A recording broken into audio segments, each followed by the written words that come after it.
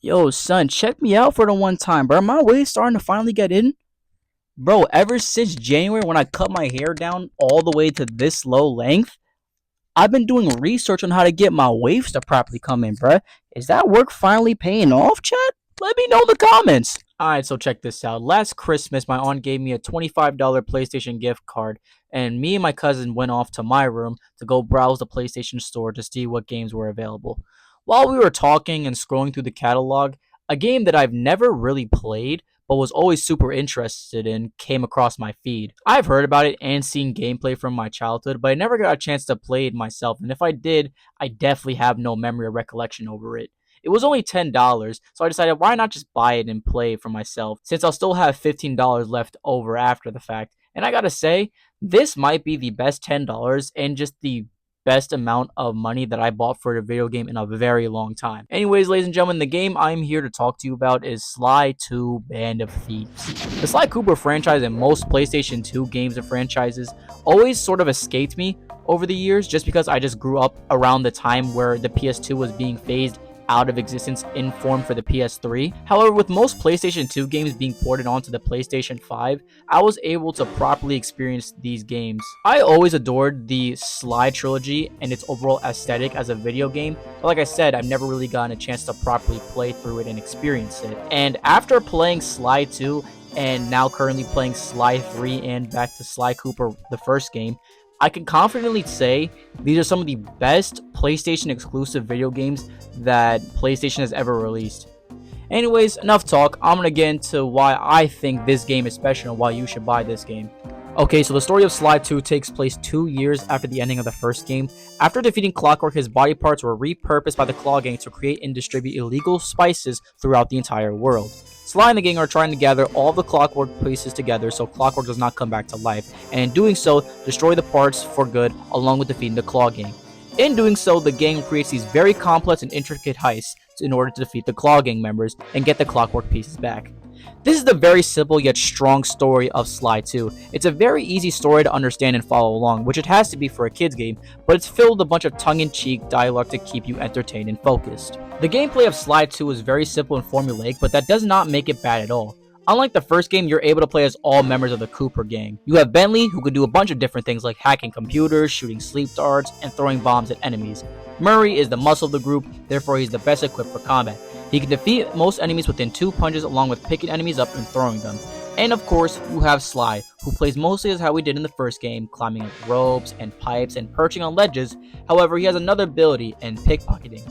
By going behind a guard without being detected, you can pickpocket a guard for coins and have a chance to grab a piece of treasure, which you could sell at the safe house for money to buy gadgets. And that's another thing, gadgets. Gadgets are power-ups that you can buy from ThiefNet. Some gadgets you can bind a button to, and others are just an overall upgrade to another character's existing abilities. For example, you can buy Sly a smoke bomb that can help him evade fighting other enemies, or you can buy a gadget that allows Murray to run while carrying enemies. This game also brings back the clue bottles from the first game, but they act different in Sly 2. Instead of having to collect 20 to 40 bottles in every level or mission in the first game, in Sly 2, each hub world has about 30 clue bottles that you have to find, and has a specific level where you can input the code to receive a new power-up. In the overview, I mentioned that the game does heists and missions to get the Clockwork parts back, which is going to be the main gameplay loop for this game. The main gameplay loop starts like this. The gang finds their safe house, Sly does some reconnaissance, everyone does a handful of missions, and then the big heist happens at the end, where you take the Clockwork parts and either escape or confront/defeat the Claw Gang member. What I'm trying to do here is emphasize the simplicity of the gameplay loop, because it's this simplicity that makes the game very entertaining and easy to follow. However, gameplay is not the main reason why they love Sly 2 Band of Thieves. Ladies and gentlemen, let us talk about the amazing story that Sly 2 Band of Thieves has to offer. The main story is the best part of this game, and in my opinion, it's the best story that the series has to offer. Let's start off with a prologue. We start off as playing Sly, infiltrating a museum with Bentley talking to us about trying to collect the Clockwork parts. From these small pieces of dialogue, you can really see how close these members are to each other. We see Bentley's expertise in hacking computers, which he does to help us progress forward. We also meet the Murray, and I gotta say, what a glow up from the first game. In Sly 1, Murray was portrayed as this shy person but has a lot of heart, in which all of his experiences from Sly 1, he gains the confidence and courage to help out on missions with the gang, which is shown in full detail when he opens up the security gate and destroys the door outside. We then meet Carmelita Fox again and the newly introduced Constable Neela. We have the usual back and forth with Carmelita from the last game, and some interesting exposition about the clockwork parts being stolen by the Claw Gang, alluded to us by Neela. Between Neela and Carmelita's bickering, Sly tries to escape. After running from Carmelita for a while, we escape with the gang in the Cooper van.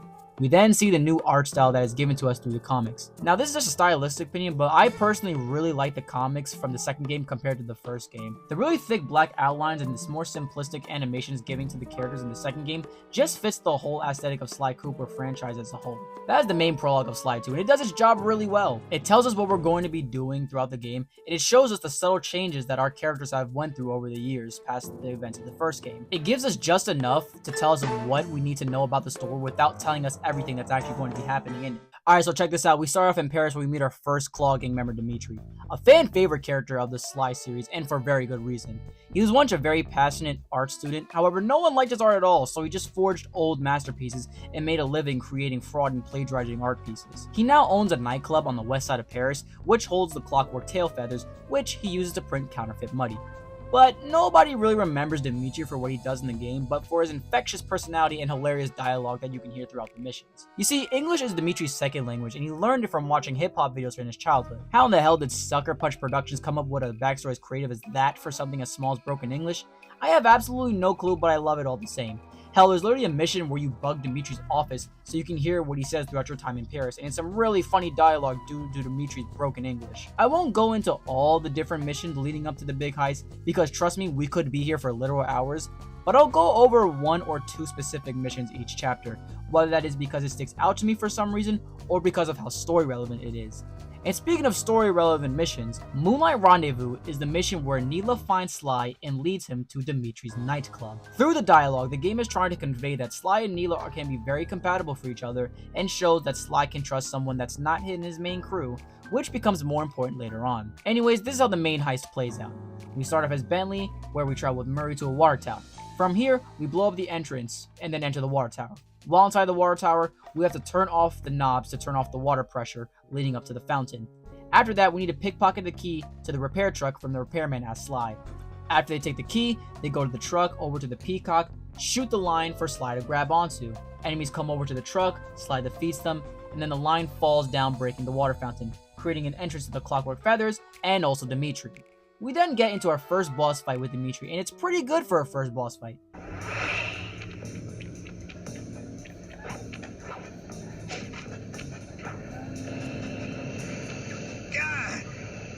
Raccooners do this. You're right, totally bumming my house up and bringing me down. So very uncool. Why can't you let birds and bees be free, bro? Listen, Dimitri, you have no idea what you're playing with. It'll bring more than your house down. Look, bro, I see you are a tough cowboy. A man with taste, style, vision, a connoisseur of finer things. Like me. Look, I'm sure that two cats in a bag like us can work something out. Yeah? We smooth. Look, see the money. You're like the money. You can take all you want. I can. No deal. You and the rest of the Claw Gang have to be stopped. Clockwork will never again see the light of day. Just hand over the tail feathers and we can... What is this with clocks, bro? Have you no vision? Are you hearing what I beam to you? You think you have juice? Don't show me a little mind when talking about such big things. You think you can swing the bat? Show your bling and let me shine you. I have no idea what you're saying. And your suit sucks. Oh, let's dance! Dimitri has three main attacks: an uppercut, a laser that he shoots from his wrist, and this spinning tail attack. This boss fight does a really good job at teaching you that you cannot and should not go on the full assault when it comes to enemies in boss fights, especially. Because trust me, if you go into this boss fight just swinging your cane trying to defeat Dimitri, you're going to get your ass handed to you. Just wait for either when his laser beam jams, or when he's hitting you to whiff, move out the way, and then attack him when he's vulnerable. When you defeat Dimitri, you take the clockwork feathers and then you make your escape. My gang and I had done it. The clockwork tail feathers were ours, and Dimitri's counterfeiting operation was ruined. Due to the untimely arrival of Carmelita, my escape got a little tricky. Angry at having just missed me, she took it out on Dimitri, shutting down the nightclub and throwing the frustrated forger behind bars. The gang and I headed out of town for a week in Monaco. Bentley wanted to try out his new card counting formula, and I figured the team had earned themselves a well-deserved break. Overall, I absolutely love The Black Chateau. It's an amazing first episode that shows you the new gameplay mechanics and the layout of the game, and shows you what to expect from the rest of the game. And of course, Dimitri is also an amazing and fun villain. One more thing that I want to touch upon is that I really love how this game properly shows the personalities of all of the main characters. And what better way to show you than the select character menu in the safe house. So you got Sly right here, right? And he's kind of sort of looking like he's got no real expression, just the determination to get the job done since he's out on the field the most out of all the players, and you play as him the most. Murray just looks very happy to be here and excited to get out on the job, which makes sense due to what I said about his character in the prologue. And Bentley, Bentley looks the funniest out there. He's like, the hell y'all niggas looking at? I'm not going out there. Which, believe it or not, makes sense, because at this point in the story, Bentley is still a very scared individual and is very hesitant upon leaving the safe house to go out on missions, and only going out only if he really has to. If you don't count the main heist at the end of the chapter, he only has one job in Chapter 1, The Black Chateau, in which he leaves the safe house to properly participate in. Hell, during that one job, he's speaking nervously to Sly as he explains to him what he has to do. I'm pointing this out because it's going to come back to us very soon. With that being said, let's go to Chapter 2 in India. Now that we're in India, we meet our next Claw Gang member in Rajan, and bro is absolutely insane. Growing up in the streets of Calcutta, India, he was pushing that same illegal spice that we're trying to stop him from selling. As a matter of fact, he sold that spice so well that he was crowned as the main producer of the spice and is crowned as a member in the Claw Gang. Due to all the money that Rajan has made from selling his spice, he's hosting a party in his newly bought palace in order to show off his newest clockwork parts that he acquired, the wings. I like how you can see, compared to Dimitri at least, how much of a big ego that Rajan has and how he flaunts his wealth and power to everyone. Good characterization in my opinion. When doing some reconnaissance at Rajan's palace, we learn a lot of information about who's going to be there and what is going to be happening. We learned that 2 other Claw Gang members are attending the event, that being Arpeggio and Jean Bisson, along with Carmelita, Neela, and the Contessa, who is a high-ranking prison warden at Interpol, possibly there to help blow Rajan's spice ring. Anyways, let's get on to some of the missions. Battle the Chopper is a Murray mission where you use a turret to take down a chopper gunner. I'm only pointing this mission out because it's the first mission of its kind in the game where you control a vehicle. I know that there's a lot of controversy with these types of missions, but I personally love them because it breaks the simplistic gameplay loop with a new gameplay mechanic. Now, do they do this poorly on certain mission? Oh yes, definitely. But they also do it well in other missions as well, and this is an example of a vehicle/turret mission being very well done. Another job that I wanted to highlight was dominate the dance floor. After stealing pieces of a tuxedo to enter the palace in disguise, Sly needs to persuade Carmelita to dance with him during the heist so that Murray can properly steal the clockwork rings. Since she's very picky with her partners, Sly decides to dance with Neela first in order to impress Carmelita. During the mission, you have to press buttons that correlate with the dance moves being shown on the screen. Not only is this mission very unique in the fact it's the only mission that has this sort of quick time event quality to it, but it also shows, again, the slowly growing relationship that Neela and Sly have been steadily growing throughout the game. And of course, the dancing is a very charming piece of the game. Anyways, enough talk. On to the main heist. We start off as Bentley, again, where we bomb the support beams under the bridge that can alert the guards to investigate it. After Rajan sends guards to investigate the bridge, Sly then asks Carmelita to a dance, which she agrees to. Side note, I really like the small detail of Murray stealing the wings in real time while you're dancing in the background. It's a really nice touch. After Murray steals the wings, he has to bring them back to the van, with Bentley controlling an RC chopper, killing anyone that stands in Murray's way. When he brings the wings back to the van, we make our escape. Mission complete.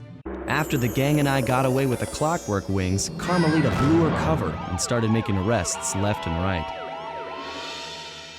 With his reputation in shambles, Rajan was forced to flee from his own party. He's now in hiding, somewhere deep in the jungle. The gang and I took a break and headed for Bollywood. It took some doing, but we eventually snuck Murray onto the set of a full-blown Indian musical. I was happy the guys got to unwind, but Rajan was still out there. And somehow, I knew things were about to get tough.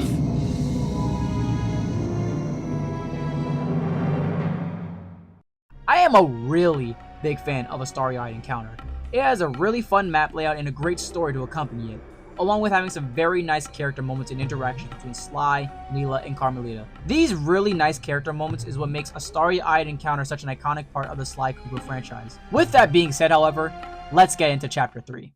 Tracking down where Rajan is now, he's located deep within a jungle temple where his spice operation is properly located. In this jungle, he has access to the Clockwork Heart. This heart is pretty much the foundation of Rajan's whole spice operation, increasing production by 10-fold. I want to speak about the environment a bit compared to Chapter 2. The jungle is a great theme to show Rajan's true personality.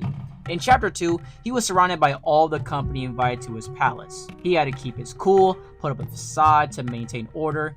Now that everyone is gone, and with nobody important to lie to or impress, he has no need to keep his cool. He wants Cooper and his gang dead. I mean, it's literally in the title of the episode, The Predator Awaits, that shows that Rajan is no longer here to play, and now he's going to try at all costs to stop us from ruining his spice operation. Now, I gotta be honest with you, this is tied for probably my least favorite world in the game, just because of how hard it is to navigate through it. For one, even though the jungle map is very nice and cool to look at, with all the very thick trees and tree branches, it makes it very difficult to see mission beacons around the map. Another problem is how needlessly difficult the map is to getting into certain areas. Take this clip for example. I just finished a mission and I want to get to the next mission, Waterbug Run. In order for me to activate this mission, I have to go all the way around the map to get to the mission beacon. And this isn't the only mission to do this, by the way. Freeing the elephant is another mission in where it's not necessarily that the mission beacon is hard to find, because it's really not compared to the other beacon. But the mission itself has you going around this gargantuan map looking for all the spice plants in order to enrage the elephant, in order to destroy the satellite. I really think that if this map had more grapple points for easy access, or smaller areas for Bentley and Murray to jump onto to get to certain areas, this episode could have been something very special, because I'm actually a really big fan of the verticality in this map. It's really the only map in this game that has that property, but I wish it was just implemented much better.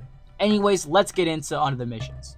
I really like leading Rajan. As Bentley, you have to shoot your sleep missiles in areas that lead to watermelons for Rajan to eat. When he eats them, he falls asleep, and then you have to steal the blueprints for his spice operation. I like how uniquely bold this is of Bentley. Out of all the jobs in the chapter, this is probably the riskiest job that puts him arguably in the most danger, being right next to Rajan, yet out of sight in order to get the blueprints. Also, I need to remind you that this is Bentley doing this job, the most scared member of the Cooper gang, the one who does not like leaving the safe house at all. Also, Rajan just downs a whole watermelon in one bite. How the hell is that even possible? Anyways, another job that I want to comment on was Neela's secret. Just like the Neela mission in Chapter 1, we follow Neela to Rajan's spice operation. Again, this is just more building on Sly and Neela's relationship. I wonder what the payoff of this is going to be. Anyways, enough dilly-dally. It's time for the heist, baby! Let's go! So we start off as the Murray, where we have to open this leather so Sly can blow up an entrance to flood Rajan's spice operation. However, Rajan is dropping bombs from the sky, so we have to switch to Bentley to shoot down the bombs so Murray can properly turn the lever.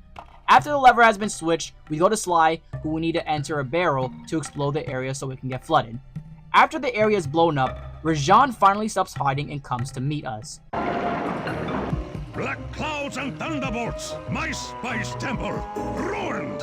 I will no longer hide while you villains destroy my hard-won empire. This place is mine. Here I am king. Come, face me, Cooper. With Clockwork's black heart, I will show you true power. You are nothing. Come face the might of Rajan, lord of these hills. We then meet Neela again, who is willing to help us out if she can get the bust on Rajan. How nice of her. A couple spiral jumps later, and we get to the tower with Neela. Neela, now! Sorry. What are you doing? Oh, Sly! I'm coming, buddy! What? Bro, Neela just betrayed us. I mean, she is a cop at the end of the day, so this isn't that surprising, but damn, I really hope that her and Sly could have had a genuine connection. Murray comes to help Sly, but then hits Rajan with one of the hardest lines in the entire game. This is it? This is the Cooper gang I've heard so much about and feared these long hours? The Murray will renew your fear. Who's the Murray? All I see is a fat, pathetic weakling. I might be big and not as smart as the other guys, but one thing I'm not is weak. And then we enter our second boss fight in the game against Rajan. And this is my personal favorite boss fight in the entire game, which is surprisingly a pretty high bar considering how well all of these boss fights are. Anyways, Rajan has two main moves that he uses, a double sleep with his rod and a thunder strike. Similar to Dimitri, you have to hit Rajan and then wait for him to whiff and hit him again. Another cool thing in this boss fight is that Rajan can summon enemies to help attack. But if you pick up one of these enemies, you can throw them at Rajan to stun him, and then you could pick up Rajan and throw him into the electrical ring for significant damage. Anyways, when Murray defeats Rajan, he takes the other part of the clockwork heart. I forgot to mention this, but on the job where Neela leads you to the spice operation, you steal half of the clockwork heart as Sly. After Murray takes the heart, we get hit with one of the biggest plot twists in the game. Day. What? Neela? Throw down a ladder! Sly's hurt real bad! Can you hear me? I said Sly's hurt! There they are, Contessa. Just as I promised. The Cooper gang and Rajan all incapacitated. Excellent police work, Constable Neela. Carmelita's never been able to catch the Cooper gang. Yet you captured them in just a few short weeks. Well, I never... Really, Carmelita. Accept your defeat gracefully. Actually, Contessa, there's a good reason Inspector Fox never caught the Cooper gang. She's been in league with them the whole time. Liar! Prove it! This is a photo of Carmelita dancing with Sly Cooper on the night the Clockwork Wings were stolen. But I didn't know I was dancing with Cooper. You two certainly seem very familiar in this picture. Men, place Inspector Fox under arrest. I'll get you, Neela. Don't think I won't. Such a pity when an officer falls from the line. Yes, indeed. I can't believe it! That double-crossing cockney liar!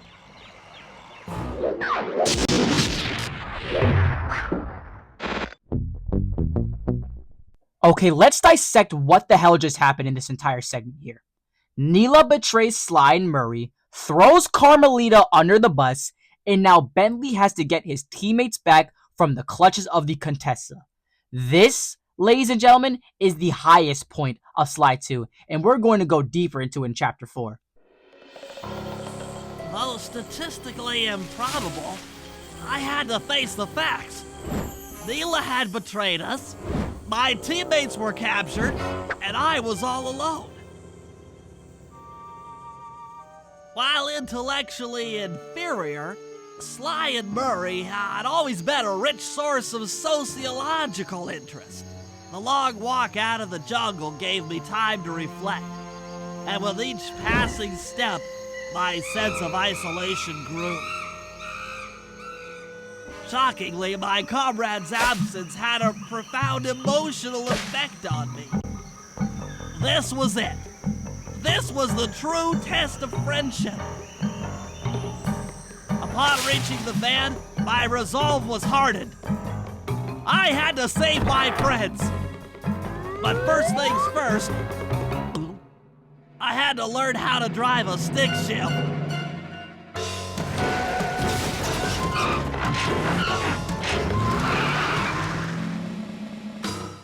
The Predator Awakes has its ups and downs. The story is amazing, while the actual world that you navigate through is sort of a bit of a pain. With that being said, however, let's move on into Chapter 4, Jailbreak. So we start off with Bentley looking for Sly and Murray when he finds out that the Contessa has them locked up in Prague in the Czech Republic.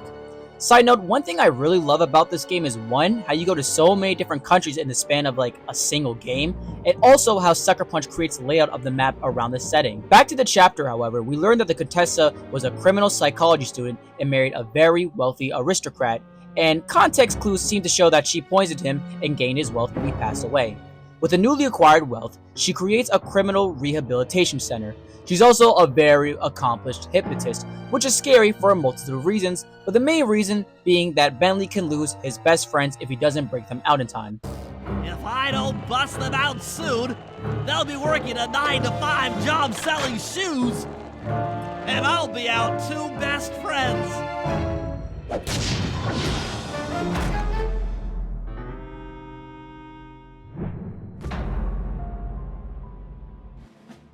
First of all, what an intro. And second of all, holy shit. Look at the pure horror and fear on Bentley's face, man. Even though this is the same expression that he's had on him in the other safe houses, with the lack of his 2 best friends, you can really feel the horror and fear in Bentley's expression. Before we get into reconnaissance, let's talk about this godforsaken environment that Bentley has gotten himself into. The world of Prague is bathed in this crimson red sky, complemented by these hulking, gothic buildings made out of pure stone and marble, with beaming yellow security lights just waiting to catch a criminal. You also have these trains on train tracks moving from place to place on the map, which if you get hit by, you will die. And the guards, oh my goodness, the guards. These are probably the most terrifying looking enemies in the game. You have condors, wolves, bats that are designed so eerily and unnervingly, almost to a comedic sense, but with a very comfortable and disturbing atmosphere that they're surrounded, they fit right at home. As Bentley, we start to do some eavesdropping on the Contessa and we learn a lot about her, to say the least. For one, she's secretly a Claw Gang member who hides under the guise as a high-ranking police officer at Interpol, and that she uses the psych ward not as a rehabilitation center, but to find out where criminals hide all of their secret treasure. She also wants to hypnotize Murray and Sly into finding their wealth. She also uses the spice to aid in her hypnotism, so the fact that the production is slowing down is really hurting her business. She's really the most frightening Claw Gang member just because of how messed up her morals and values are. Compared to the other members like Dimitri and Rajan so far, they're just people who run a business to help themselves. Sure, they're growing and selling an illegal product, but that's what they do as criminals. But the Contessa is actively ruining people's lives by hypnotizing them and turning them into what she wants and removing them of their livelihood. Our first job that we have up here is Train Hack, and this is the first mission where Bentley displays a new gameplay mechanic in hacking. You play as this little avatar with a gun, going around and having to switch certain things. At the end, which I don't have footage for, the train launches itself into the area in which Sly is locked up so he can escape.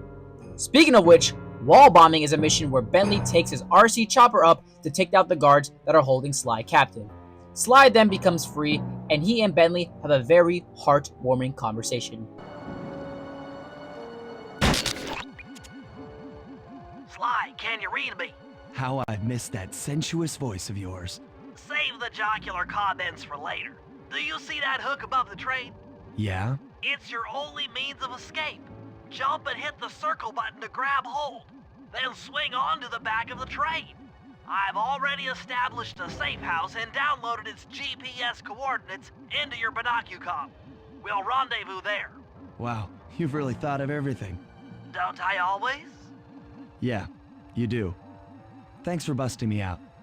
Oh, well, you know the old saying, if you can't count on a friend to bust you out of jail, what kind of a friend are they? Truer words were never said, wizard. Fun fact, the wizard comment is a reference to the prologue where Sly and Bentley were discussing the heist of taking all the clockwork parts.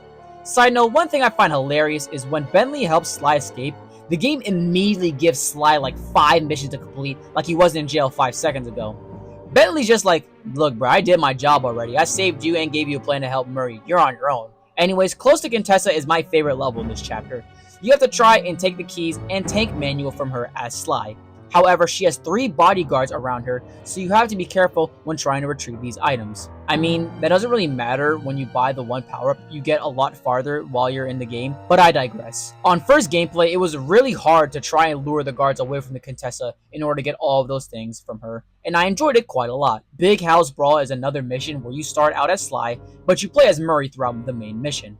Sly finds Murray's holding cell, and pretty much tells him, yo, run 50 niggas fades in here and they'll take you to solitary confinement, and we can help you escape from there. Murray also tells Sly that he's being force-fed the illegal spice that the Contessa has forced on him. So from here, you beat up 50 guards and then are brought into solitary confinement. Anyways, with all the notable missions out of the way, let's get into the heist. And oh boy, This is a good one. Starting off as Bentley, as we enter the tank, Sly goes underneath the tank in order to fool the security cams to let him and Bentley through. Bentley blows up the door, and then they go inside. After doing some platforming to get to the control module to open the door. We open the door where they're holding Murray, and Jesus, what happened to him? That looks bad. I've never seen Murray like this. He's all twitchy and bug-eyed. You said Murray was being forced to eat spice, right? Yeah, he said he was feeling weird. Well, he's weirded out all right. I doubt he even knows we're here. Clearly, we're going to have to lure him out of that cell the hard way. The hard way? Those hypno boxes are designed to heighten the effects of spice, and he's already in an agitated state. So if we turn them all on at the same time, Murray's sure to become wildly hostile and probably break down the door. How do we turn on the hypno boxes? The power switches are all defended by laser barriers. When you get close, I'll hack the laser system from my terminal down here. That should give you access. Let's do it. Anything to help out old Murray. He's looking really bad. After doing a bit of hacking and turning all the power switches to the hypno boxes, well, this happens. What's that sound? Angry! Get gone! All clear.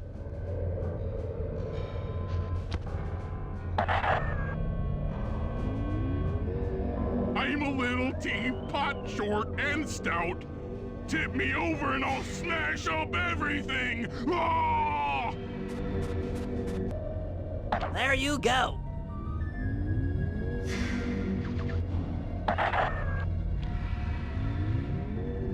Ah!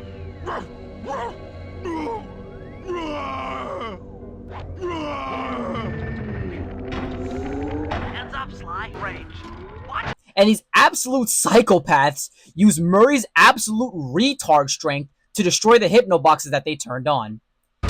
Ah, my head. Who? What? Is this heaven? Sorry, pal. You're no angel. Just take a few deep breaths and try to center your thoughts. Okay. What's with all the racket? My conscious mind is a wreck. I ought to... The weak-minded hippo is free! And he's got friends! Perhaps it's time to reevaluate some life choices. I'm serious. I managed to keep this half of the Clockwork Heart safe. It was hard to hide from the Contessa! She's getting away! Murray, lift those crank bars so we can chase after her. I'm on it. And like an absolute G, Murray kept the part of the Clockwork Heart that he stole from Rajan's safe from the Contessa. We crank open the bars and we run after the Contessa. You lousy, no good head shrinker! Oh, come now, Murray. We were making such progress during our sessions. The only mental help that I need is to never be reminded of you again. Such displaced hostility.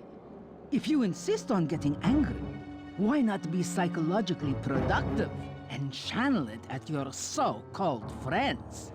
I'm done talking with my mouth. Now I talk with my fists. Sorry, but our time is up. While rushing after the Contessa, she places these tracking bomb spiders, and I think Sucker Punch designed the enemies for us to attack them so that the Contessa can make her escape. But if you really just jump over them before they completely explode, 9 out of 10 times you can just run right past them. However, the Contessa does manage to escape on a blimp. Don't worry, pal. We'll find her. With the three of us back together, she doesn't stand a chance.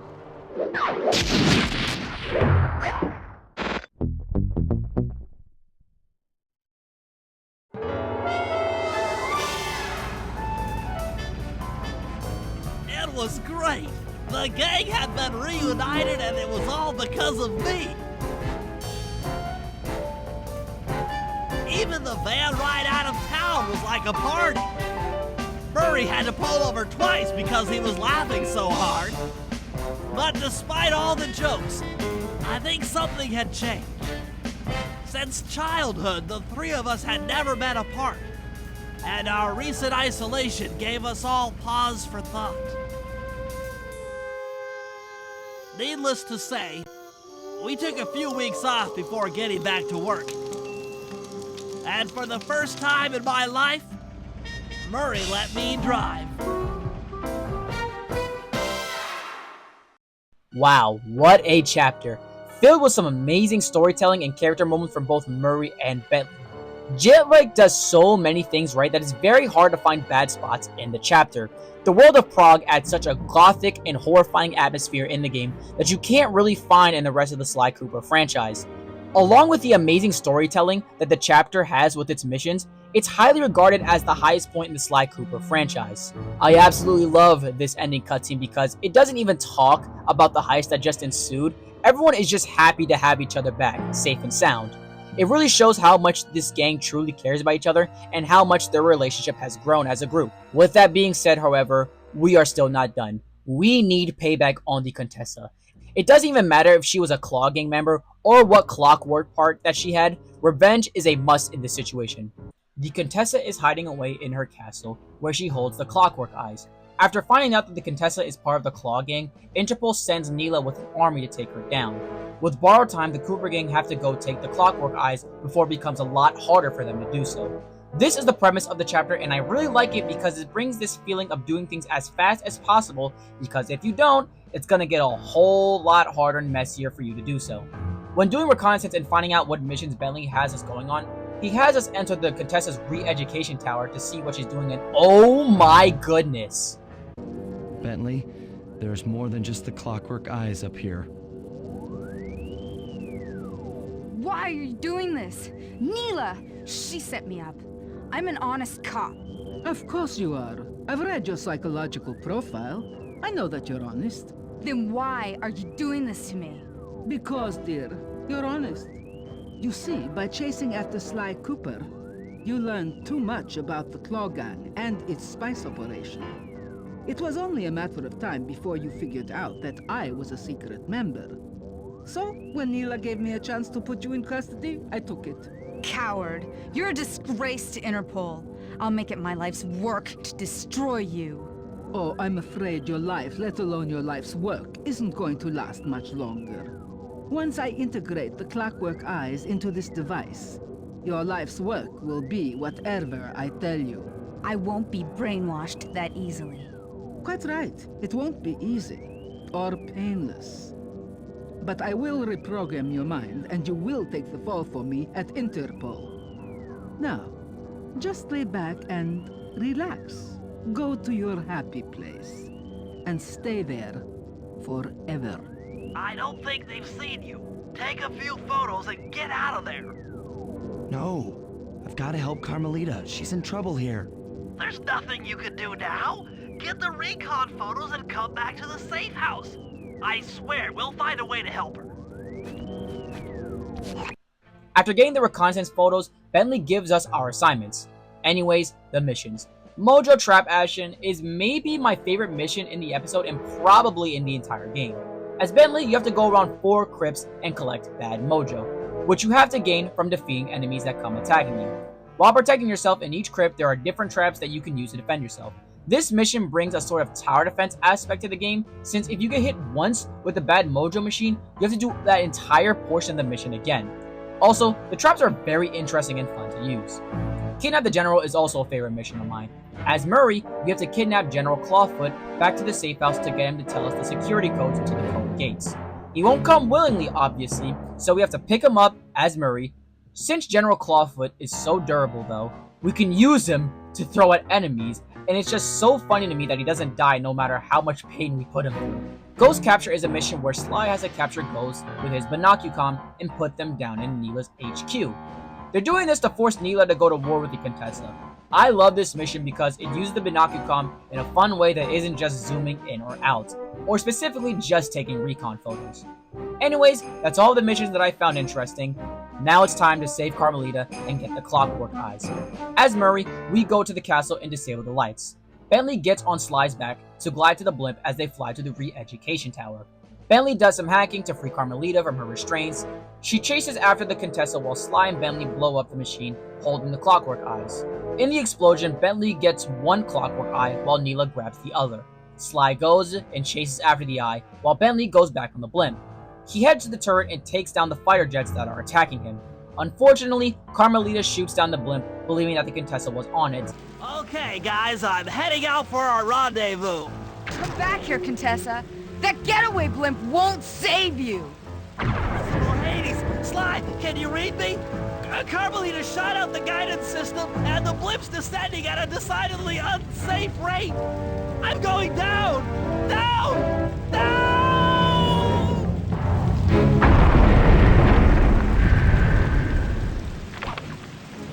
Sly then gets into a boss fight with the Contessa, in which it's probably the worst boss fight in the entire game. She only has two real attacks, one where she hits you with her claws, and the other which she summons spiders to attack you. After defeating the Contessa, we learned that Carmelita took the clockwork eye from Bentley and is trying to escape with it using a tank. While we're distracted, Contessa takes the eye back and moves to another area. Murray then gets into a tank and guns Carmelita down to take back the eye. While fighting the Contessa for a second time, she gains a new attack with the clockwork eye, which paralyzes us momentarily. First of all, the beam is very easy to dodge, and second of all, you can still move out of the way from her attacks. After defeating her, you get the eye and you make your escape with the gang. Things hadn't gone exactly to plan, but the Contessa was beaten and the clockwork eyes were finally mine. The Contessa was arrested and brought to trial for the crime she committed while working for Interpol. Their PR damage control went one step further by promoting Neela, the hero of Prague, to the rank of captain. Carmelita, still on the outs with Interpol, had to run with the rest of us. To my surprise and eternal delight, I got to help my favorite policewoman escape from the cops.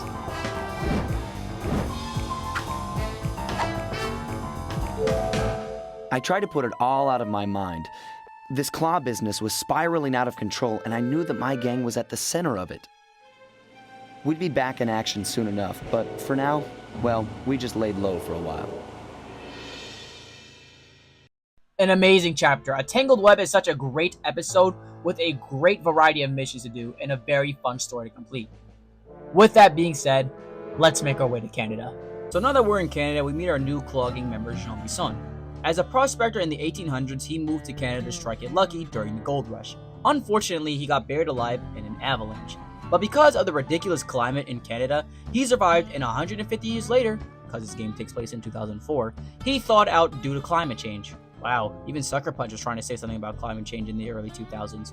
He's completely destroyed the entire wildlife of Canada by chopping down all the trees and creating train tracks for transportation with trains full of spice. Jean Bisson is a pretty straightforward villain, all things considered, and I'll go into his character a bit later in the video. But at this point, I think it's fine, after having such a complex villain, like the Contessa taking up all the last chapter. Anyways, wow, the hub world here is beautiful. It's absolutely vast and open compared to every other map that we've discussed so far. With how open the map is, you can navigate to other parts of the world super easily and clearly, making it much more enjoyable exploring the map. And with the trains flying across the map, if you time your jumps correctly, you can use it to travel to different sections of the map with ease instead of running there yourself if you don't want to. When doing reconnaissance, we learn a great deal of what is actually going on with the Claw Gang. You have to take pictures of the train routes in the room without getting caught by Jean Bisson. While you're taking pictures, Jean Bisson can be heard taking a call with Arpeggio, the leader of the Claw Gang. Of course, one must keep blood in one's brain. But do tell, is there some pressing matter you'd like to discuss? First off, are you still coming on schedule to get that Northern Lights battery? Yes, we're well underway. My blimp should arrive at the end of the week. Bullseye. For second, when you gonna give me a look-see at that clockwork brain of yours? I really like how you could see the dynamic between Jean Bisson and Arpeggio, and you can hear how Arpeggio really feels about Bisson in his dialogue responding to what Jean Bisson says. Their conversation is about how Arpeggio is coming soon to retrieve the Northern Light battery from Jean Bisson, while Bisson wants to try and trade for the clockwork brain that Arpeggio has. During the rest of the mission, Sly has to steal the blueprints from the Iron Horse from 3 different cabins. After he steals the blueprints, he uploads the plans to Bentley and we get to our missions. Spice in the Sky is a Sly mission where you have to blow up the Iron Horse cabooses using the spice from the balloons. It's really fun bouncing on the balloons and having to land directly on the target of the caboose. It really tests your dexterity and accuracy. A Friend in Need is a very cute mission. Playing as Sly again, Bentley informs you that Murray got captured by Carmelita Fox. We have to pickpocket her 3 times to get 3 keys in order to unlock the cage that Murray is being held. After unlocking Murray's cage, we get to experience my personal favorite exchange in the game.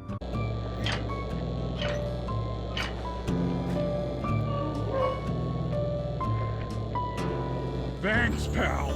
I was getting a Charlie horse standing in that box. My pleasure. You know how I love to mess around with Carmelita. Yeah, that's weird. See you back at the safe house.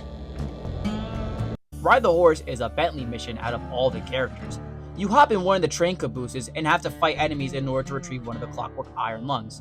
There's a similar mission in this episode where you do it with Sly to get the other part, but I decided to mention this one because I like Bentley's gameplay more, and it also adds to Bentley's arc of breaking out of his shell and becoming more adventurous and daring. Now here comes the heist. Starting off as Murray, you get on the dolly with the gang after you unlock it from one of the missions. As Sly, you maneuver the Iron Horse, and as soon as you get halfway across the train, you see Neela and engage with a boss battle.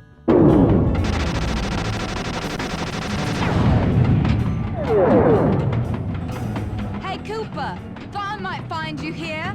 Just can't stay away from these clockwork parts, can you? Oh, I just do it to meet exciting ladies like yourself. If you'd like some excitement, why not climb up on top of the train? I'm sure to get your heart pumping, maybe even show you my new ride. No thanks, Neela. I've seen enough already. What's the problem, Poodle? Afraid you can't take me on? Have to call up your little friends for help?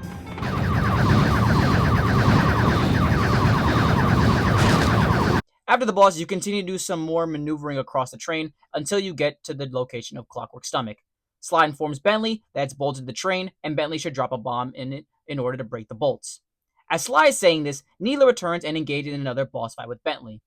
Not gonna lie, I did have some trouble with the second phase of this boss fight, which is kind of strange since the first part was relatively easier compared to this one. After taking care of Neela, Bentley drops a bomb on the bolts and Sly claims the Clockwork Stomach. Sly? You okay?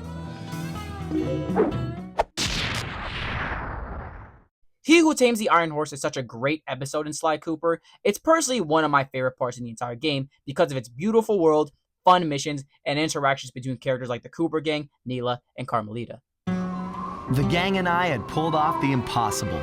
We'd successfully robbed all of John Bisson's Iron Horse trains, and we were walking away with 3, count them, 3 clockwork parts. And as a bonus, we shut down spice distribution in all of North America. Needless to say, we were pretty pleased with ourselves. Can't say the same for Carmelita.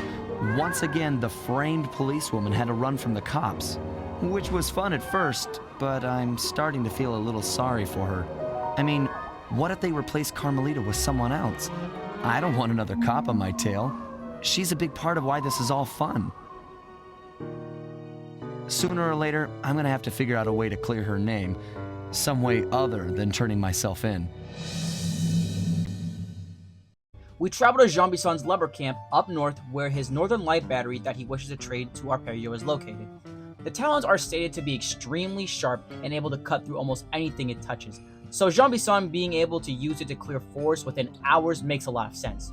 When traveling the world, because it's a lumber camp, the people here are surrounded by a lot of large animals and creatures, and one of those animals are bears. And I really love how these animals are implemented into this level because it helps a lot with the world building. Let's start off with some missions before that. RC Combat Club is a mission where we have to win an RC car match against other moose in order to get the directions to the Northern Light battery. The mission is genuinely so much fun, and controlling the RC car is a lot of fun. Bear Cave Bugging is a mission where as Sly you have to take these radio transmitters out of bears' mouths, and I decided to talk about it because it adds some very interesting world building elements to it. The bears all reside in this specific cave because 1, they don't have any other caves in the area, and the trees are all being chopped down as we speak. After we get the transmitters, Sly puts them all around the area in order to spy on Jean Bisson and listen in on what he's saying, as he brags about how much destruction he's caused in the environment. Got 128 acres of forest. Not bad considering they had to kill all them badgers to do it, eh? But now, the gold lumberjack team, bless their hearts, those boys chopped down 211 acres. Y'all hear that? 211 acres of progress. Another mission that adds to the world building is Old Grizzleface. As Murray, you use a bear to destroy the oil mains by throwing fish at the reserves. This mission adds the bears as an actual enemy in the game, and these bears as an enemy attack everything. Usually in Sly 2, every enemy is attacking you because they're affiliated with the Claw Gang member in charge. In this case, however, because the people are destroying the environment and the bears are literal wild animals, they're very hostile to the people in the area, which makes sense that they would attack everybody in that specific area. Anyways, it is now time for the heist.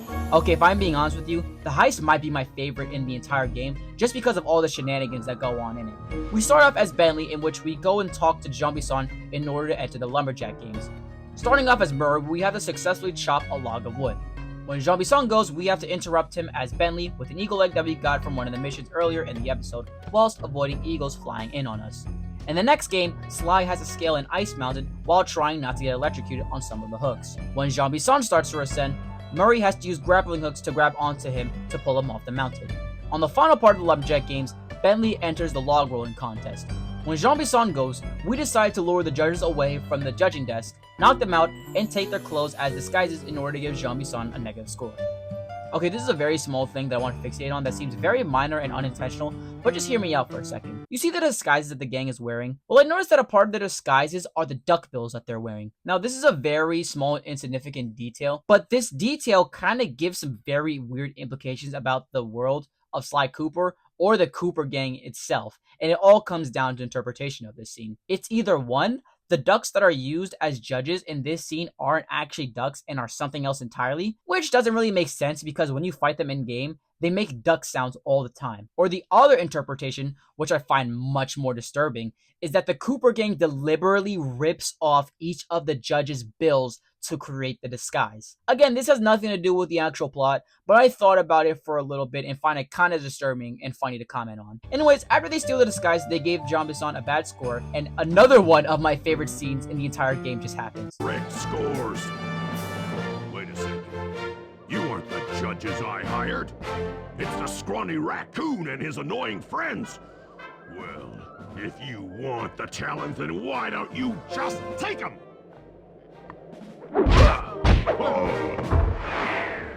Dog, he threw the talon so damn hard that he knocked everyone out. That's grown man strength if I've ever seen it. Zombie-san throws the gang in the sawmill control room for interrogation. The gang collectively agrees that Bentley is the only one that can escape through the little pipe and then sends him down. And then he encounters Zombie-san and gives us one of the most shocking reveals in the game. Candy britches. I should have figured a puny turtle like you'd find a rat hole to squirm through. Well, I just dropped my glasses, had to come pick them up. I ain't like you, boy. I ain't stupid. When y'all were unconscious, me and my boys paid a visit to your hideout and found all them clockwork parts. Lucky thing, too. Arpeggio is willing to plunk down a king's ransom for the whole lot. I even threw in the talons. You sold all the clockwork parts? Arpeggio has them all? I wouldn't expect one of your kind to understand the finer points of commerce. You turtles are too stupid to know a woodcutter from a woodchuck. That's it! Time I showed you just how stupid we turtles really are. Sly, on my command. I hear you. Prepare yourself, Bisson. En garde! Okay, Walnut. Get ready for a smushin'. I might have said that Rajan was my favorite boss fight in the game, but I think that the Zombie-san boss fight is probably the most creative boss in the game. Using square, triangle, and circle, you can light Bison on fire, drop logs on it, or cut him with saw blades. After a while, Zombie-san started adding more attacks to the fight, like summoning enemies to attack, or straight up just throwing dynamite at you. It's a super creative boss fight using the environment to its fullest potential. After the boss, the gang leaves the control room in order to catch up with Arpeggio to get the clockwork parts back, and that's where the mission ends. As we shut ourselves into the Northern Light battery, it became black. For a few long minutes, we just sat there in darkness. No one dared to talk for fear that Jean Bisson's men might discover where we were hiding. Time seemed to have stopped, and then we felt it. We were being lifted up to Arpeggio's blimp. It was all so strange. The focus of all our schemes had been stolen from us. Our clockwork parts were gone. Looking around the inside of the battery, I knew we all felt it. Failure. I was twitchy and ready for action. Any action. Bentley tried to make some sense of the situation by drawing up meaningless plans. But Murray took it the worst. He just sat there sobbing while the team van floated away over the horizon. That van was his life. I knew I'd have to find a way to make it up to him. This is the first time where the gang has experienced failure, and seeing all their reactions to working so hard, fighting and retrieving all the clockwork parts, just to lose them all is super compelling. From Sly's twitchiness and Bentley's calculated and planned creating, to even Murray's sadness from losing the van. Playing this world back, I think it's my favorite episode in the game. I love all the missions here, even though I didn't talk about all of them because of how long this video is.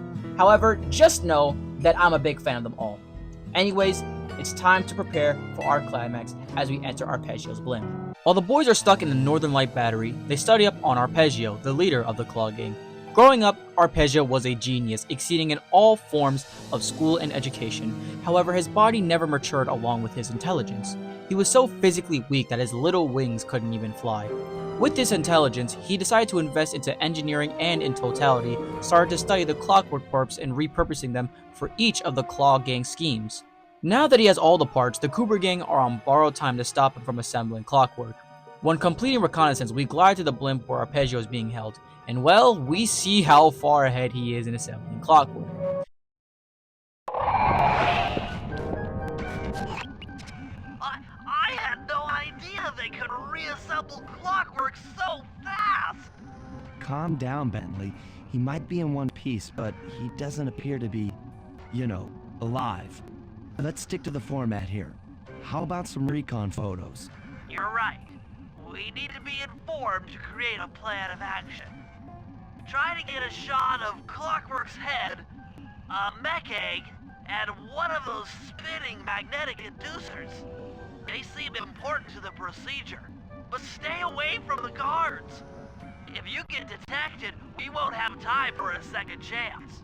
Bentley informs us about hearing some voices from the front of the blimp, and we see Neela has been working with Arpeggio this whole time.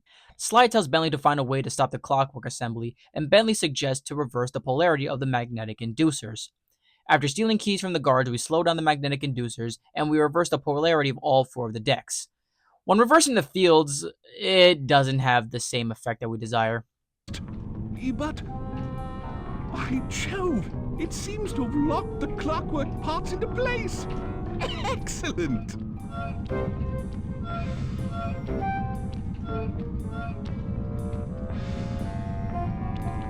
Sly Cooper! Of course this would be your doing.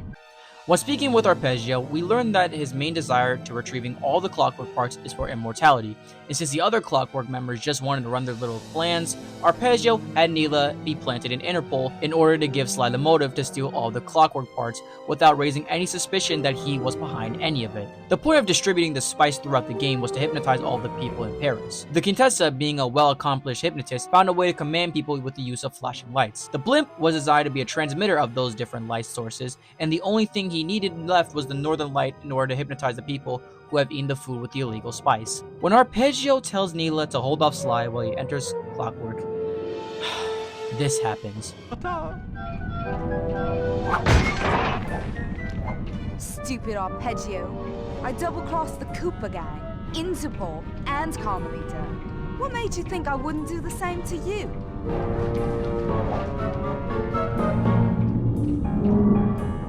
This is preposterous! You're my protege, not the next candidate for my immortality. I demand you exit the clockwork frame or...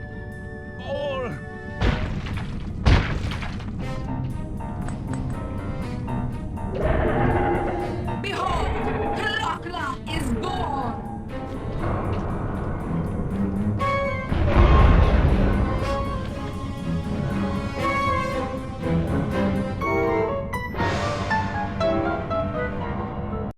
Look, I have a lot to say about this scene, but I'll save it for a different part of this video.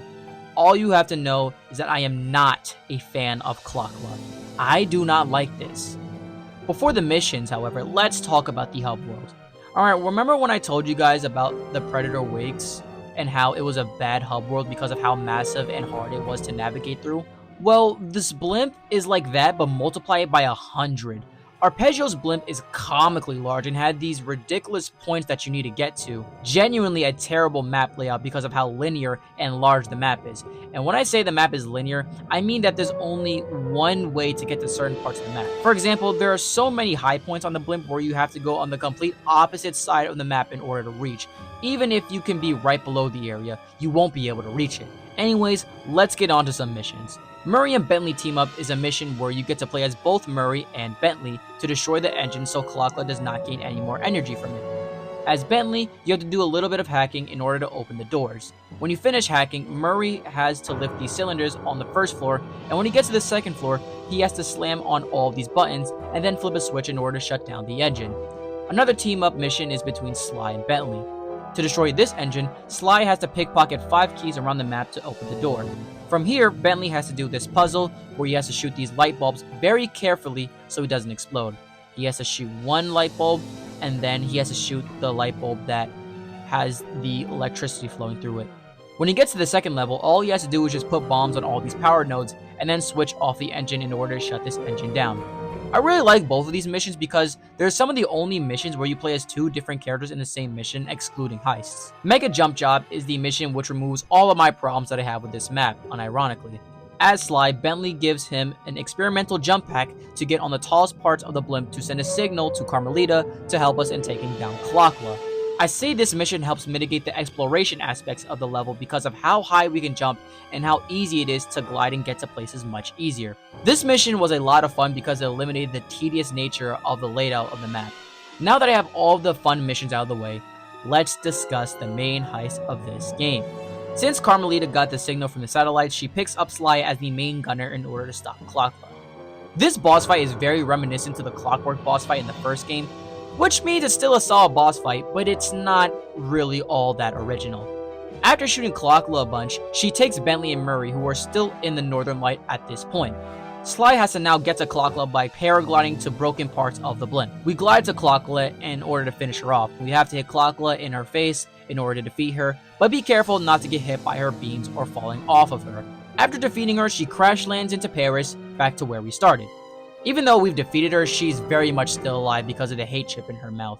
Murray opens her beak, and then Bentley blows up the iron rods holding the jaw open and the hate chip. And another insane twist happens when you grab the hate chip as Bentley. Will not defeat me, ever!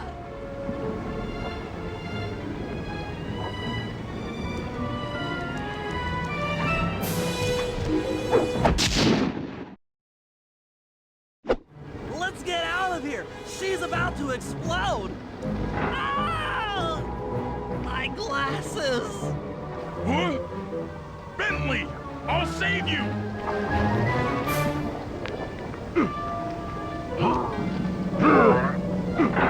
Pick me up!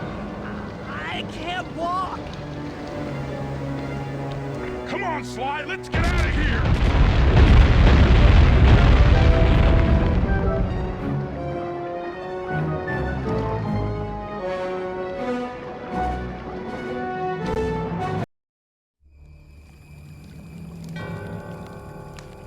And there we were, at the end of the road. The Claw Gang had been defeated, and the clockwork parts lay scattered around in heaps. Yet, despite the explosion, they remained pristine.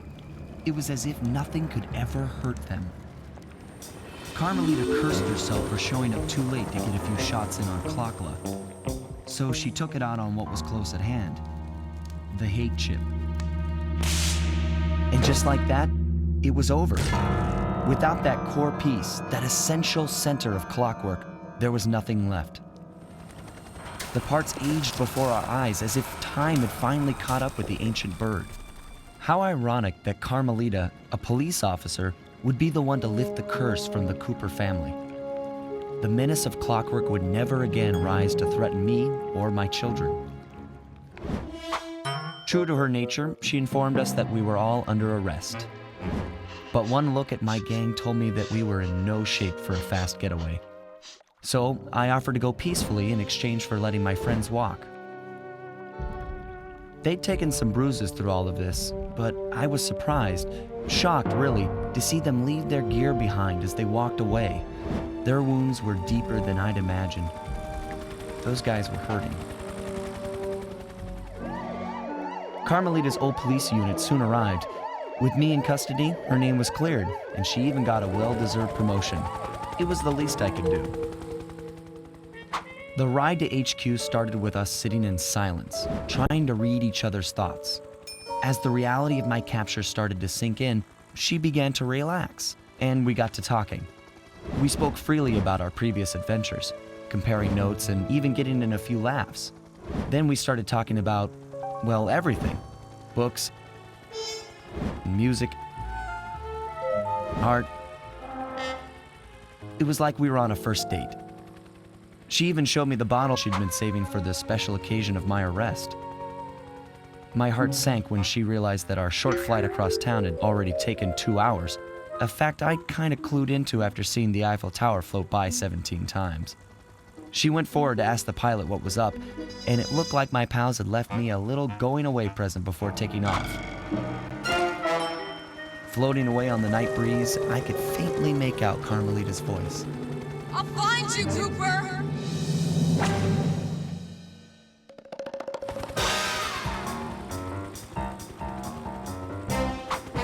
I'll be seeing you soon, Ringtail.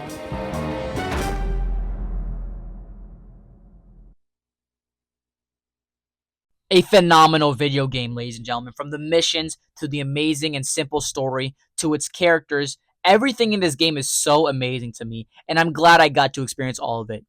Now let's talk about my opinions of all the characters in the game. I'm going to keep this part brief because I surprisingly don't have much to say about most of the characters, and of course this video is already as long as it is. We're going to start off with Sly Cooper. Amazing character, by the way. That's one thing I'll give you for sure. In almost every single iteration of Sly Cooper, he's been amazing. He's good to control, he's funny, and he has some very well standout moments of dialogue between him and other characters. His dialogue with Carmelita, Neela, Bentley, and Murray being the best in my opinion. His voice actor Kevin Miller does a phenomenal job at voicing Sly Cooper. He does a really good job at conveying what a chill and laid back guy he is, and also showing him his very witty and humorous side of him as well. His conversations with Bentley and Carmelita are my personal favorite just because of their dynamics and how he treats both of them. I don't have much to say about Sly as a character because I just think he's really cool overall. And I just think he's always going to be great no matter what he's doing or what game he's in. Murray is my personal favorite character in the entire Sly Cooper franchise, and it's honestly not close just because of his gameplay and his overall characterization. He's able to defeat like most enemies within like 1 to 2 hits, and in my opinion, this might be kind of crazy, he's one of the best dumb characters ever written in fiction. And I say this because being dumb is not a main part of his characterization. The thing with certain dumb characters in fiction or just media in general is that they're written with the idea that being stupid or having a lack of intentions is their only character trait. Murray works here because, for one, he's not just dumb, but rather naive, and 2, he's much more than being dumb or naive. He also acknowledges the fact that he's dumb or naive in the fight with Rajan. However, he uses what he has and what he brings to the Cooper gang in order to prove himself why he belongs and also to defeat Rajan, making this a very, very powerful character moment for him. Another thing that makes Murray a well-written dumb character is that his lack of intelligence is not a problem in the plot. This plot doesn't circulate around Murray being dumb, or the crew or the Cooper gang does not suffer from Murray having a lack of intelligence. Which also leads to my second point about him, is that the Cooper gang, Sly, and Bentley don't treat Murray any differently because of his lack of intelligence. He's also just really funny. The way how Chris Murphy delivers his lines as Murray shows his slightly and naive personality along with the backbone to get certain things done. Murray is a great character, and he's even better character in the third game, and depending on how I feel about after making this video, I may make a video about the third game, and also how well this video does is also a factor in that. So let me know if y'all want a video about the third game. If you've been following this current trend, then you'll know that what I think about Bentley is that he's goddamn amazing, okay? And look, the Cooper gang is amazing not just because they're the main characters in the game, but because they're consistently written well throughout this entire trilogy of games. Now, back to Bentley. As I was saying, I really like Bentley. He's really well characterized in this game. And he's also really goddamn cool. The whole jailbreak arc of him breaking Sly and Murray out of jail is so cool, and it shows just how important he is to the Cooper gang. He's also like really arrogant and pompous about his intelligence, and Matt Olson does a phenomenal job of delivering his lines as corrective and as funny as possible. His nasally voice gives this very much know-it-all or I'm better than you attitude that adds a lot to his characterization. He also has some very fun interactions with Sly, Murray, and also Jean the Son. He also has some of the best gadgets in the game. He has a gadget that allows him to run really fast, and he has a gadget that allows him to have a jetpack to get to higher elevations. Bentley's just awesome in this game, man. There's nothing more I can say about him. Now, Carmelita is a very interesting character in this game, with her relationship with Sly Cooper being the most prominent part of her character. This game in particular does a great job at establishing Sly and Carmelita's character dynamic for the future installment Sly 3. They have very great character moments together, like when Carmelita is escaping with Sly Cooper and the rest of his gang from Interpol because she's been wrongly accused of being associated with them, to Sly even breaking Carmelita out of the Contessa's restraints. My favorite part with Carmelita, however, is how she begrudgingly teams up with Sly in order to take down Neela. I also love at the end of the game, you get a little bit of insight to how Carmelita is outside of her job and outside of chasing Sly Cooper. These moments that we have with Carmelita and Sly show how much more complicated their relationship is, and also how much they've grown together as characters. Now, the only problem that I have with Carmelita is that she's not much of a character without Sly Cooper. And what I mean by this is that if you were to take almost every other character in isolation, they have different defining character moments or personality traits that help define who they are. Whereas Carmelita doesn't have much function without Sly Cooper. Overall, I think Carmelita is a very cool and interesting character, but she comes much better in the third game. Let me start off by saying this, I really do like Neela. I think she's a fine character, all things considered, you know what I'm saying? Her lines are okay, if I'm being honest. Alicia Glidewell is the person who does her lines, which confuses me because she did Carmelita's lines and they were all very well executed. But the reason why I don't really like Neela's voice in this game is because of the British accent that they give her. She's a great character in terms of the moments that are given to her. She has some of the most iconic moments in the entire story, with her backstabbing Interpol, Carmelita, and Arpeggio, to her probably most iconic moment is her framing Carmelita and arresting Sly and Murray. That alone, in my opinion, already makes her one of the most interesting characters in the entire Sly franchise. The only problem that I have with Neela is Clocklet, and I don't like Clocklet at all. Now look, I understand and I believe it makes sense as a plot point, but I just think this is a poor writing decision. For one, I just feel like she's overstayed her welcome in the plot. We've seen her in almost every single chapter, and she's been a solid antagonistic force throughout most of the story. And for two, it completely undermines Arpeggio's character entirely. And trust me, I'll dive into more of what I mean when I get to Arpeggio's part of this video. But besides Clockla, I really do like Neela as a character, like I said. She's very interesting and she provides a genuine threat and a very good threat throughout this entire game. Look, anyone in the Sly Cooper fandom will tell you that Dimitri is an amazing character, and most of that praise will come from the third game. And rightfully so, you know what I'm saying? He becomes a main character in that game and becomes one of the best parts of Sly 3. Dimitri in Sly 2, however, is still an amazing character. David Scully, the absolute GOAT, delivers Dimitri's lines so well and hysterically. Like I said at the beginning of the video, he learned most to, if not all, of his English from watching old hip-hop videos in his youth. So most of the time, he sounds absolutely ridiculous. He also has one of the greatest designs in the game if you really think about it. Him being a chameleon is very clever when you realize he's familiar and popular with both very rich and powerful people and also underground criminals, which show off that sort of camouflaging and adapting to whatever social parts that Dimitri needs to be to advance himself and his business. The jacket and jewelry that he wears gives this rich, sleazy mob boss vibe that's all very compelling. One thing to point out about Dimitri, however, is that he does not set the tone very well in this game, and believe it or not, I think that works to his benefit. His goofy and eccentric personality is a bit out of place in the Claw gang, which is filled with all these very serious and brooding characters compared to Dimitri.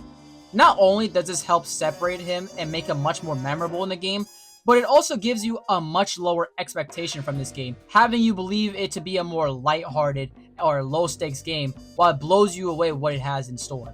Dimitri is one of the best characters in Sly Cooper, and that's all I have to say about him.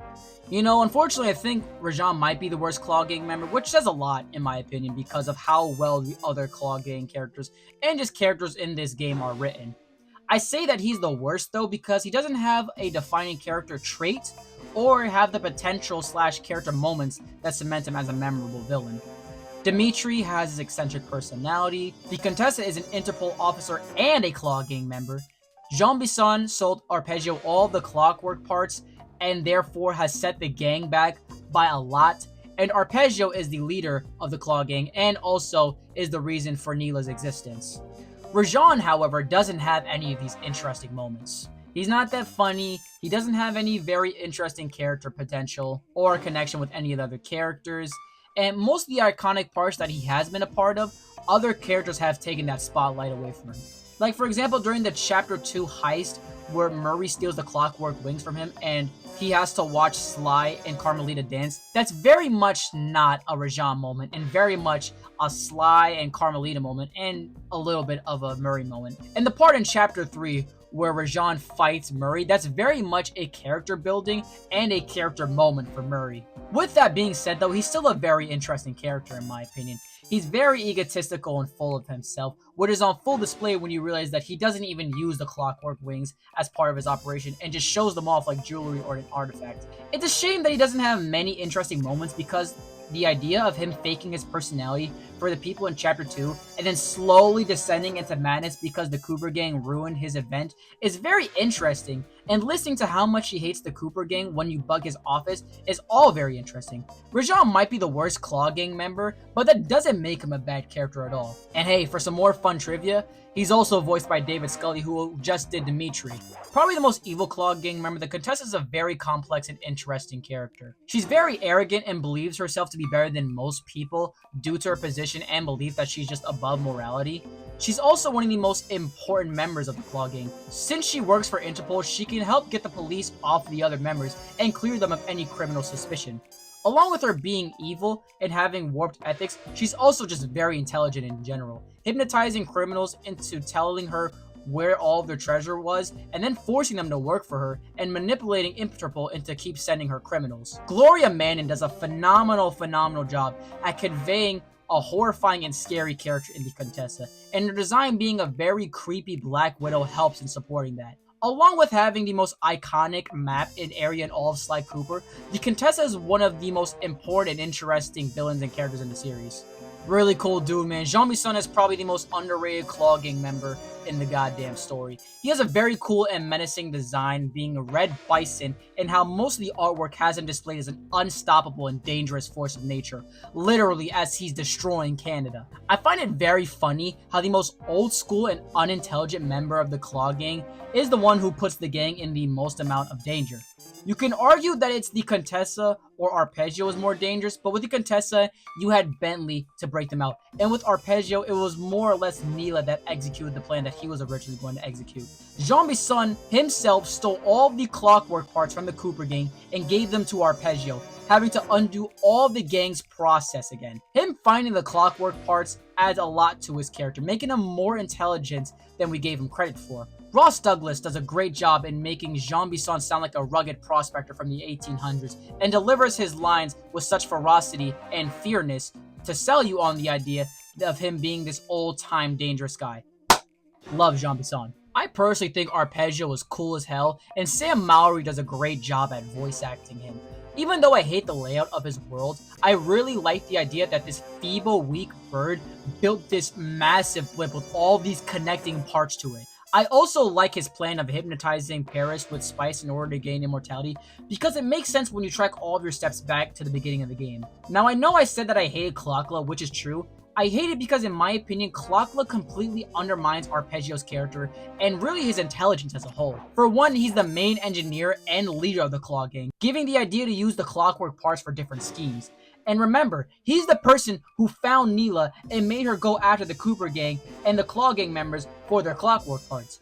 He knew that Neela would backstab and do anything to get those clockwork perks. And you're telling me he couldn't think of a solution on what to do if he were to backstab you? That just feels like bad writing, if I'm being honest. And even worse, the game puts a lot of emphasis on how smart and dangerous that Arpeggio is throughout the game. If I had to rewrite Arpeggio, I would do it like this. I would have had Arpeggio kill Neela and then enter the bird himself.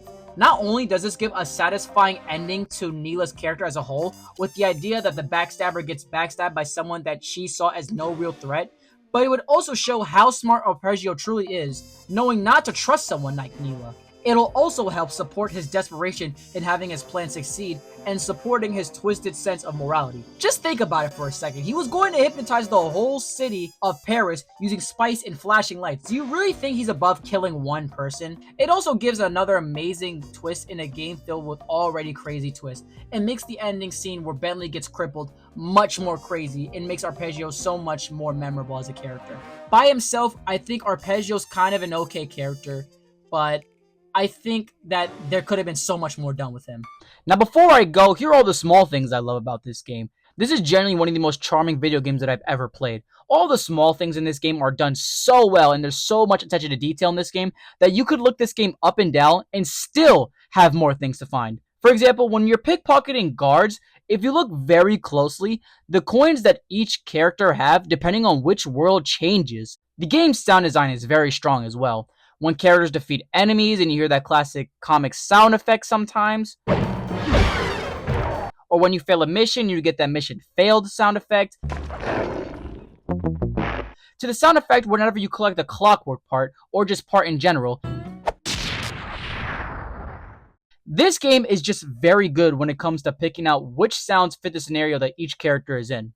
I also really love Kevin Miller, if I haven't made that obvious enough. The way how he narrates certain story elements really invests you into the story and makes it super fun and compelling. I also really like the comics. I love the very vibrant, bright colors and subtle shading that the comics give to the characters and the backgrounds of the game. Also, the art of the characters in the comics just looks very well done. Just look at the character designs, man. Also, this game is like really funny. Like a little bit unexpectedly funny, whether that comes from a line delivery or just the choice of words that are used. The jokes that the team came up are all really well crafted. I pose like a statue, the guards walk on by, then pow! I hit him from behind. You're a genius. That's also correct. The weak-minded hippo is free! And he's got friends! Perhaps it's time to reevaluate some life choices. You know how I love to mess around with Carmelita.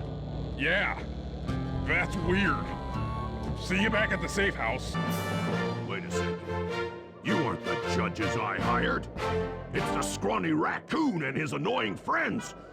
Well, if you want the talent, then why don't you just take them? Have to call up your little friends for help. Come in, little friends. Neela's got me pinned down. Off you. Be song, you covetous troglodyte. You've already got the lion's share of the parts. Would you take my meager portion of the robotic bird for your own and strip me of all my earthly pleasures? I also think for a 20-year-old PlayStation 2 game, it aged really well. The character models don't look absolutely hideous, and the game feels good to control with the controls or inputs not feeling delayed at all. The worlds all look amazing as well, with my favorite area being Chapter 7. Also, the soundtrack in this game is just outstanding, with a couple of my favorite songs being the Dimitri nightclub theme,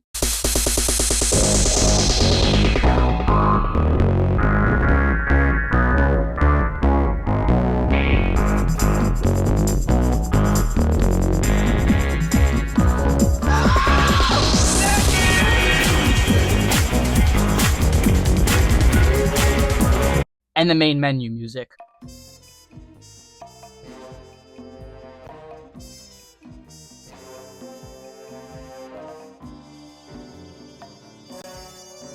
All very strong songs. Ladies and gentlemen, thank you guys so much for watching this video. This video took me around 5 months to complete because I've been going through a whole lot of stuff this year with college, taking up most of that time. And another thing that has been taking up a lot of my time that I will save for another video, because not gonna lie, I'm kind of running out of YouTube ideas. But now that my semester of college and in conclusion my entire first year of college is over, I have a lot more free time and a lot more freedom and creativity when it comes to making videos. I have another video coming out in about a week or two, given how much editing is needing done with it. But I really like this next video, and I hope you guys will enjoy it when it comes. Anyways, I'll see you guys in the future.